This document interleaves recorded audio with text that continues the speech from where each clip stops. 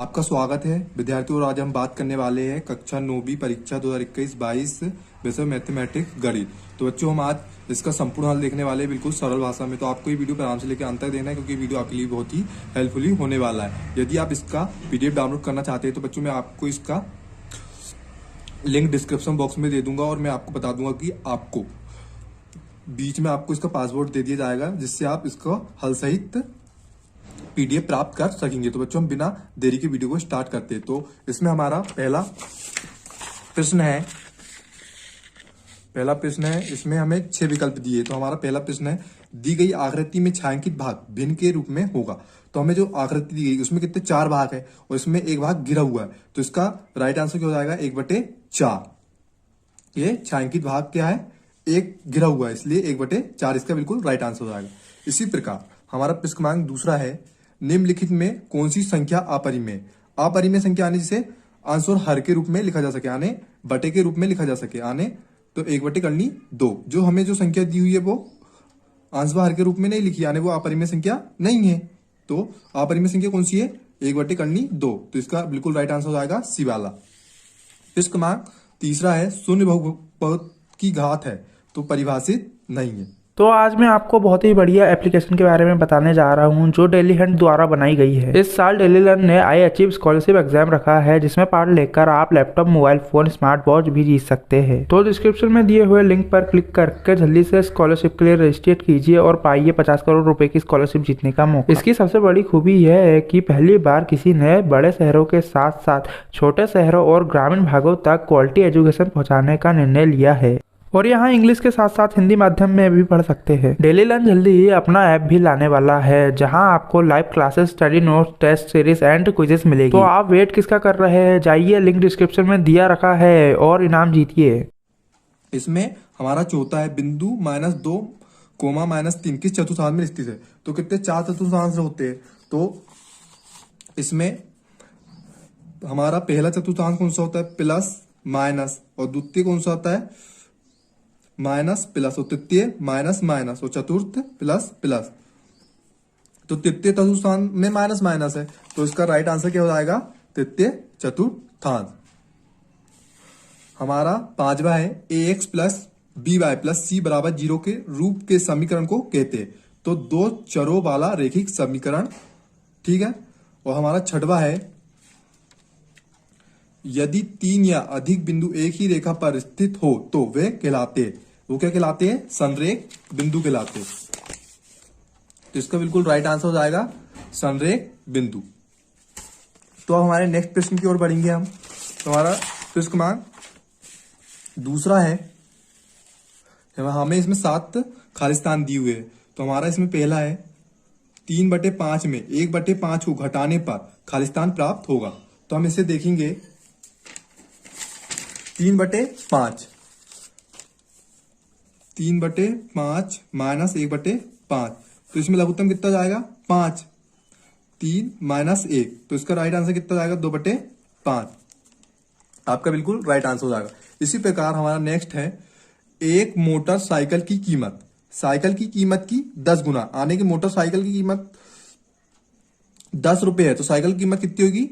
1 रुपए होगी। यदि मोटरसाइकिल की कीमत 60,000 है तो साइकिल की कीमत होगी, तो साइकिल की कीमत कितनी? 6,000 होगी। तो हमें इसका आंसर निकालने के लिए करना पड़ेगा हमें 60,000 बटे 10 कर दीजिए, 1 शून्य से 1 शून्य कट गया, तो इसका आंसर कितना आ गया? 6,000। बिल्कुल आपका राइट आंसर हो जाएगा। इसी प्रकार हमारा तीसरा है, संख्या r को परिमेय संख्या कहा जाता है यदि p/q के रूप में लिखा जा सकता है। यहाँ p/q पूर्णांक है और q 0 के बराबर नहीं है। चौथा है, बहुपद में चर की घात सदैव पूर्णांक संख्या होती है, यानी बहुपद में चर की घात सदैव क्या होती है? पूर्णांक संख्या। इसी में हमारा पांचवा है, निर्देशांक तल में x अक्ष और y अक्ष के प्रतिच्छेद बिंदु खाली स्थान कहते हैं। आने जो x अक्ष और y अक्ष, जे कौन सा अक्ष हो गया? x अक्ष, और जे y अक्ष। जो बिंदु काटता है हमें उसे क्या? मूल बिंदु कहते हैं, और इसके निर्देशांक क्या होता है? 0,0। तो इसे क्या कहेंगे? मूल बिंदु कहते हैं। इसी प्रकार छठवा है, 2 चरों वाले रैखिक समीकरण का आलेख सरल रेखा होता है। और सातवां है, जब दो किरणें एक ही अंत बिंदु से प्रारंभ होती है तो एक कोण बनाती है। तो हमारा नेक्स्ट क्वेश्चन है प्रश्न क्रमांक 3, सही जोड़ी मिलाइए। तो इसमें हमें पहला दिया हुआ है 0.45 प्लस 2.5। तो हम इसे जोड़ेंगे तो क्या आएगा, देखते हैं बच्चों। चलो देखो, 0.45 प्लस 0.25, तो 5 5 10, 10 का 0 हाथ गए 1, 4 2 6 और 1 7 0। तो इसका कितना 70 राइट आंसर आएगा। ठीक है, 0.70, तो बिल्कुल राइट आंसर। और हमारा दूसरा है -4 गुणित -2.5। तो हम इसमें 4 का गुणा करेंगे, 4 पंचे 20, 20 का 0 हाथ गए 2, 4 दूनी 8, 8 और 2 10। तो इसका राइट आंसर कितना आएगा 10। ठीक है, इसी प्रकार हमारा प्रश्न क्रमांक 3 है 42.64 प्लस 0.36। तो हम इसे जोड़ेंगे बच्चों, जैसे हमने पहले जोड़े थे उसी प्रकार हमें जोड़ना है। तो इसका आंसर कितना जाएगा 43। ठीक है, -18/25। तो 18 में 25 का भाग देंगे कितना आएगा 0.72। ठीक है, इसी प्रकार हम 504/-18 में भाग देंगे कितना आएगा -28। इधर माइनस है इसलिए माइनस का 28 आएगा। हम इसी प्रकार हमारे नेक्स्ट प्रश्न की ओर बढ़ते हैं।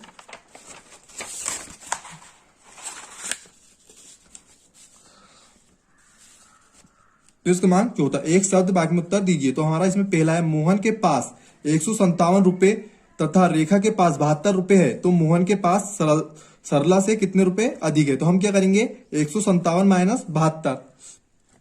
तो 7 में से 2 गए 5 और 15 में से 7 गए 8। तो कितने रुपए अधिक है सरला से 85 रुपए अधिक है। ठीक है, इसी प्रकार हमारा प्रश्न क्रमांक दूसरा है, त्रिभुज एबीसी में बीसी आधार तथा एबी शीर्ष लंब है, तो त्रिभुज के क्षेत्रफल को सूत्र के रूप में व्यक्त कीजिए। यानी त्रिभुज का सूत्र हमें याद होना चाहिए। उस त्रिभुज का सूत्र क्या होता है क्षेत्रफल का 1/2 इंटू बीसी गुणित एबी।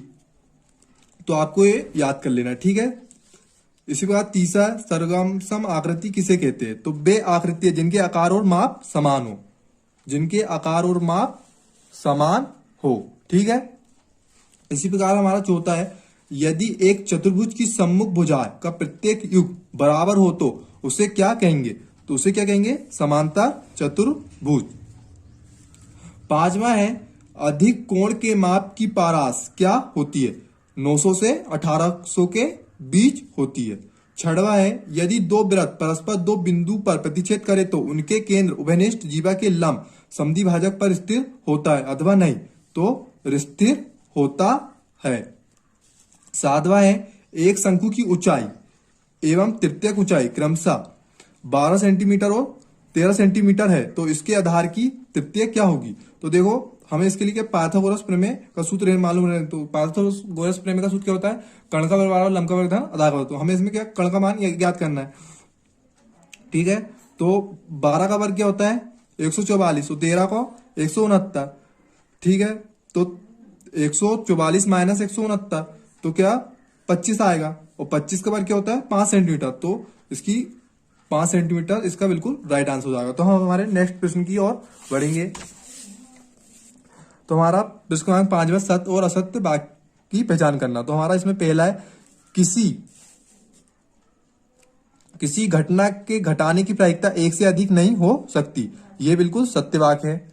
और दूसरा है, अधिकतम बारंबारता वाले प्रेक्षण को बहुलक कहा जाता है, यह सत्य है। और तीसरा है, अर्धगोले के पृष्ठीय क्षेत्रफल और संपूर्ण पृष्ठीय क्षेत्रफल में अनुपात 2:3 होता है, यह भी सत्य है।